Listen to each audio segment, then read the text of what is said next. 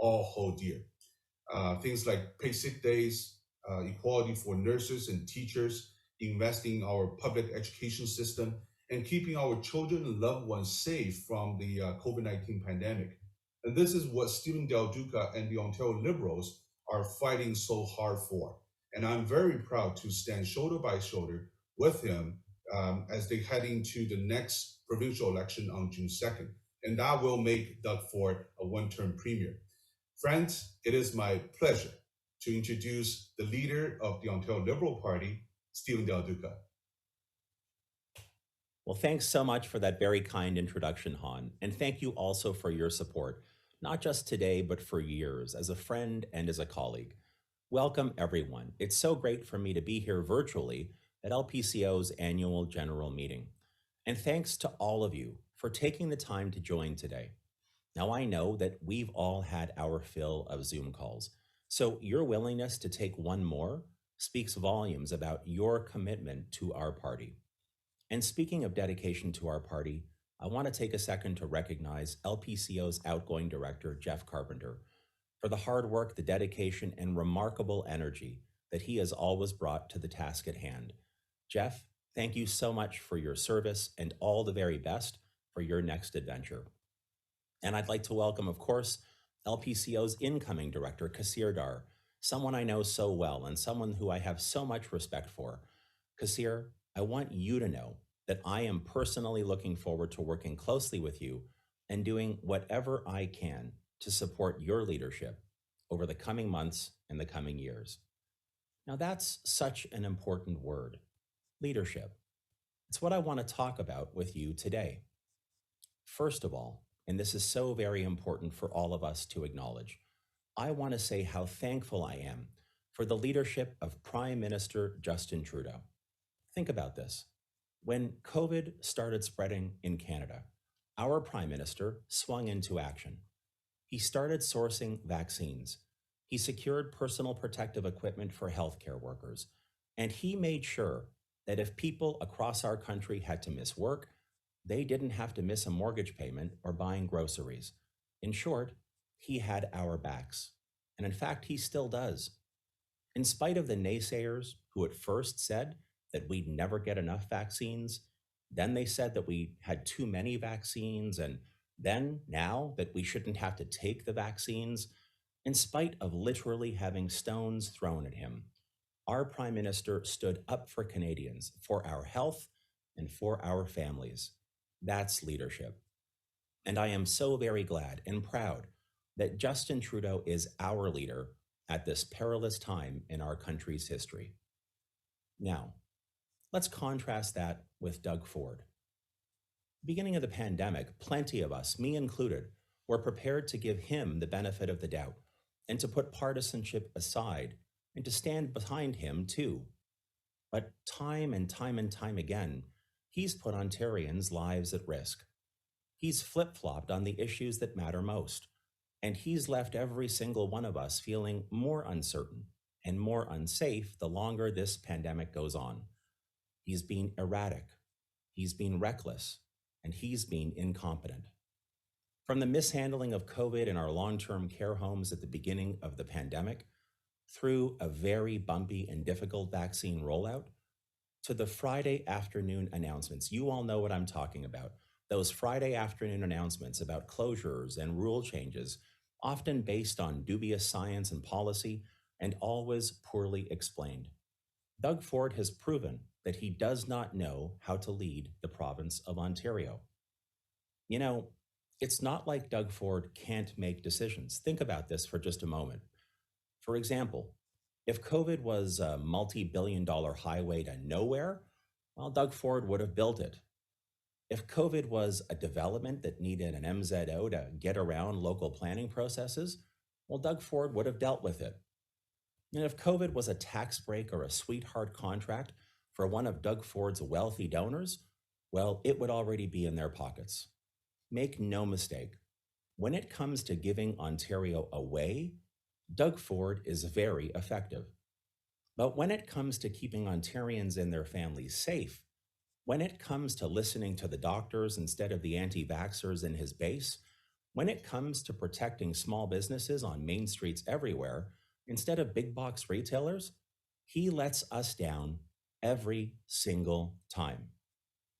The strong and effective progressive leaders that we've always known, both here in Ontario and around Canada and around the world, would have never let us down like that. They would have been working long hours, literally working around the clock, inventing, developing, adopting policies, and preparing real plans to keep us safe, working across party lines to get the job done, no matter what the political consequences might be. Because those people, those women and men, they were real leaders. When I think about the last 4 years in our province, I don't just see the progress that Liberals made being stalled. I see our beloved province being dragged backwards, and this isn't good enough for me. We went from strengthening healthcare to making ill advised cuts to public health and disrespecting nurses. We went from building new schools in every corner of Ontario to barely keeping the lights on in the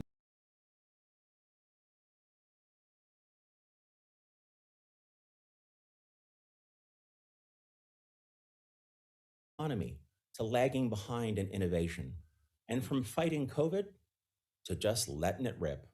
By every single conceivable metric and means, Ontario is being pulled backwards. Now, nowhere was that clearer than last weekend. Think about this. We saw swastikas on Parliament Hill and near Parliament Hill. We saw people relieving themselves on the tomb of the unknown soldier, defacing a statue of a real Canadian hero, Terry Fox, threatening store owners and stealing meals, literally stealing meals from the homeless, and on and on and on. And where was the Premier of Canada's largest province when this was happening? He was gone. He was nowhere to be seen, as though Ottawa wasn't even part of Ontario. Like I said just the other day, it does take a lot to get me mad, but I am livid. And I know that you are too. Decent people everywhere are too. Because standing up to the far right separatists and white supremacists, that ought to be a no brainer for any leader.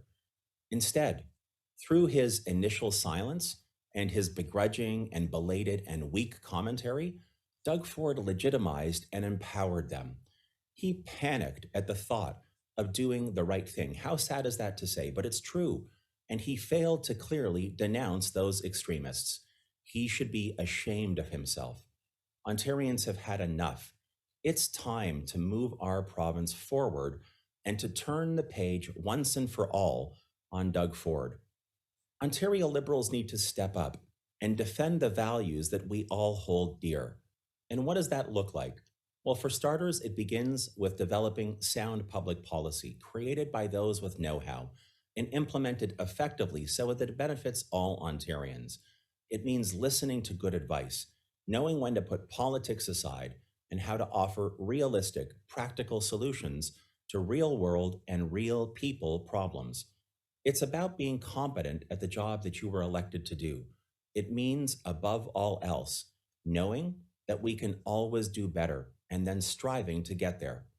Good leadership is knowing that one of us is not as smart or as strong as all of us, that none of us should stand by and do nothing when one of us is suffering, that we have an obligation to ensure that everyone gets a fair shot at opportunity, regardless of gender, skin color, religion, sexual orientation, physical ability, or geography.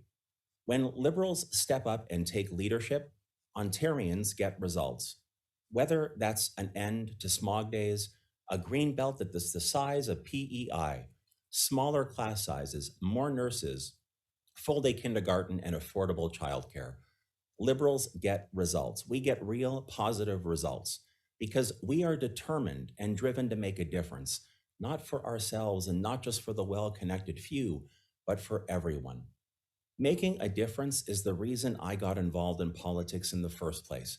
As a fresh faced 15-year-old, all the way back in 1988, with a Sony Walkman on my belt and hair on my head, if you can actually believe that, it is true. And for those who don't know, my very first campaign was a federal Liberal campaign. I spent more hours than I can possibly remember in the riding of Eglinton Lawrence, in what came to be known as the Great Free Trade Election. And what a time it was. The energy was electric. The stakes were so high for our country. And so, in that riding, I did my part. I dropped lit. I knocked doors. I met with voters. I put up signs. I literally talked about the issues to anyone who would listen. And I was hooked because I could see that people were hungry for real leadership, both at the local level and at the national level, for someone to make a difference for them. That people really needed the most always was hope. That's all that anyone wants, to feel as though the future, their future, might be better than the present, and that someone has a plan to get them there. It is so, so important. We are a hopeful and optimistic people, but we need leadership that gets us there. 34 years later, I still see that kind of drive and that same dynamic energy in our party, that same desire to make real, meaningful change for people.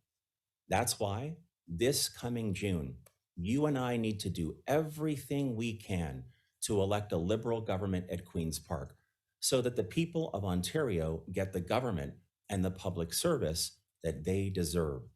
A government that protects the environment instead of cannibalizing the Greenbelt. A government that expands our education system instead of fighting with teachers. A government that will actually invest in transit and not simply new and unnecessary highways. This is so, so important. I don't need to tell anyone on this Zoom call that our election on June 2nd matters more than most. You all know how high the stakes are. Ontario deserves a premier with a real plan and one who takes the great responsibilities of the office seriously. That's so essential if we're going to get through the rest of this pandemic and forge our economic recovery while tackling the climate crisis and the affordability crisis in housing and in childcare. You and I have to step up. Ontario families need us. Students who've been shut out of classrooms and have fallen behind need us. Seniors who struggle to be safe and healthy and have real dignity in what are supposed to be their golden years need us. Small businesses just barely hanging on and workers falling further and further behind need us. Frontline workers need us. The healthcare system needs us.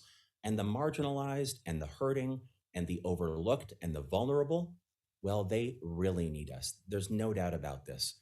Canada needs us too, because to move our entire country forward, we need to have a strong partner at the table moving Ontario forward as well. This is so, so critical. So here's what I need. The election is just 4 months away. I need your help. I need your commitment. I need your hope. And most of all, I need your enthusiasm. Ontario needs you. Our local Liberal candidates who are exceptional, they need you. We need to work together to ensure that Doug Ford's failed first term in office is truly his last.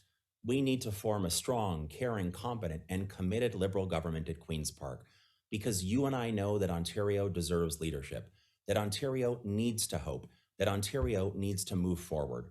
Together, we can make that happen. And I know that we will. Thank you so very much for this opportunity and all the best for the rest of your convention. Thank you so very much, Mr. Del Duca, for joining us today, and best of luck in the upcoming election. Francis. Yes, thank you, Stephen. Best of luck. Listen, folks, we have 3 upcoming panels. Stay right here for the Elect Women Change Politics panel. Click on the side